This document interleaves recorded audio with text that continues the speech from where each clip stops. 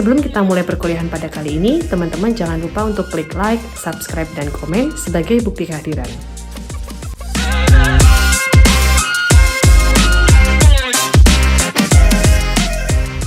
Bismillahirrahmanirrahim. Assalamualaikum warahmatullahi wabarakatuh.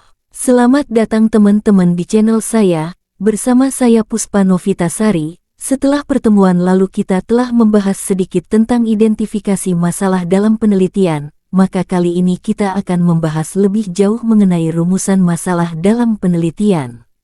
Yang pertama, kita akan membahas definisi rumusan masalah. Rumusan masalah berbeda dengan identifikasi masalah. Kalau masalah yang sudah teridentifikasi merupakan kesenjangan antara yang diharapkan dengan yang terjadi, sementara rumusan masalah merupakan suatu kalimat pernyataan yang disusun berdasarkan adanya masalah tersebut dan akan dicarikan jawabannya melalui pengumpulan data dalam suatu proses penelitian. Namun demikian terdapat kaitan erat antara suatu masalah dan rumusan masalah, karena setiap rumusan masalah penelitian harus didasarkan pada masalah yang teridentifikasi. Bagaimana seorang peneliti mengidentifikasi dan merumuskan masalah perlu suatu contoh praktis. Contoh sederhana berikut, utamanya penting diketahui oleh para mahasiswa. Misalkan, situasi problematik yang dihadapi ialah lemahnya kemampuan meneliti para mahasiswa di bidang ilmu manajemen. Hal inilah yang nantinya bisa digunakan sebagai dasar menyusun rumusan masalah. Tahap menyusun rumusan masalah diantaranya: 1. Formulasikan situasi problematik yang dihadapi, lihat kasus. 2. Identifikasikan kesenjangan yang ada, misalnya, mereka sudah mendapat pelajaran metodologi penelitian, tetapi kenyataannya kemampuan meneliti mereka masih rendah. 3. Pelajari kepustakaan dan sumber informasi lain berkaitan dengan kenyataan problematik di atas, kemudian jelaskan secara rinci dan luas situasi kajiannya, sehingga semua hal yang mempengaruhi rendahnya kemampuan meneliti seseorang dapat teramati. 4. Dari butir 3, pilihlah inti permasalahan apa yang paling utama atau yang mempengaruhi submasalah yang lain, kemudian dipertajam dan diformulasikan dalam rumusan permasalahan penelitian. Misal, apakah rendahnya kemampuan meneliti mahasiswa bidang ilmu manajemen disebabkan oleh pemahaman dan penguasaan tentang metodologi penelitian yang kurang memadai? Kalimat rumusan masalah ini dapat juga dikembangkan sesuai dengan pemilihan metode penelitian dan jenis data yang sesuai, seperti identifikasi penguasaan metode penelitian dan kemampuan meneliti mahasiswa untuk pendekatan penelitian dengan metode deskriptif. Hubungan antara penguasaan metode penelitian dengan kemampuan meneliti mahasiswa untuk pendekatan penelitian dengan metode asosiatif korelasional. Perbandingan penguasaan metode penelitian terhadap kemampuan meneliti mahasiswa untuk pendekatan penelitian dengan metode komparatif. Klasifikasi penelitian berdasarkan karakteristik masalah. Seperti telah dikemukakan bahwa rumusan masalah merupakan suatu pernyataan yang akan dicarikan jawabannya melalui pengumpulan data. Bentuk-bentuk rumusan masalah penelitian dikembangkan berdasarkan penelitian menurut tingkat eksplanasi, level of explanation. Bentuk masalah dapat dikelompokkan ke dalam bentuk masalah deskriptif, masalah komparatif, masalah asosiatif. Yang pertama, masalah deskriptif. Rumusan masalah deskriptif adalah suatu rumusan masalah berkenaan dengan pertanyaan terhadap keberadaan variabel mandiri, baik hanya pada satu variabel atau lebih. Jadi dalam penelitian ini seorang peneliti tidak membuat suatu perbandingan pada sampel yang lain, dan juga tidak mencari hubungan variabel tersebut dengan variabel yang lain. Hal ini peneliti hanya menjabarkan atau mendeskripsikan data hasil penelitian, bisa dengan bantuan tabel dan diagram atau grafik, sehingga hasil temuan tersebut menjadi lebih mudah dipahami oleh pembaca. Penelitian semacam ini dinamakan penelitian deskriptif. Contoh rumusan masalah deskriptif. 1. Bagaimana tingkat kepuasan karyawan terhadap kebijakan fleksibilitas jam kerja di perusahaan X? 2. Seberapa efektif implementasi strategi pemasaran digital dalam meningkatkan penjualan di perusahaan Y? 3. Bagaimana persepsi pelanggan terhadap kualitas layanan pelanggan di perusahaan Z? Seberapa besar pengaruh pelatihan kepemimpinan terhadap kinerja manajer di perusahaan A? 4. Bagaimana tingkat adopsi teknologi informasi di kalangan usaha kecil dan menengah UKM di kota B? Yang kedua, rumusan masalah komparatif. Rumusan komparatif adalah rumusan masalah penelitian yang membandingkan komparasi keberadaan satu variabel atau lebih pada dua atau lebih sampel yang berbeda. Perbedaan tersebut bisa dinilai dari metode, perlakuan lain atau pada waktu yang berbeda. Contoh rumusan masalah komparatif. 1. Adakah perbedaan tingkat kepuasan kerja antara karyawan di perusahaan teknologi dan perusahaan manufaktur? Di mana sebagai variabel penelitian adalah tingkat kepuasan kerja berdasarkan perbandingan dua jenis perusahaan, teknologi dan manufaktur.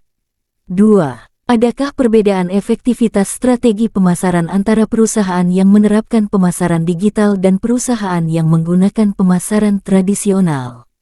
Di mana sebagai variabel penelitian adalah efektivitas strategi pemasaran berdasarkan perbandingan dua metode pemasaran, digital dan tradisional.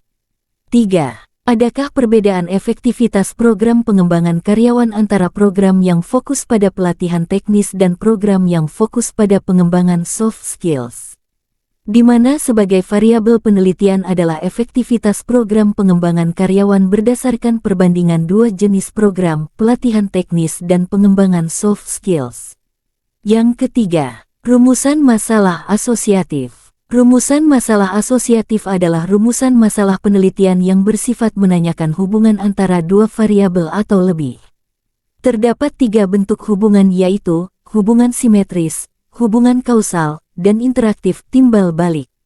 A. Hubungan simetris. Hubungan simetris adalah merupakan hubungan antara dua variabel atau lebih yang munculnya bersamaan atau diartikan sejajar.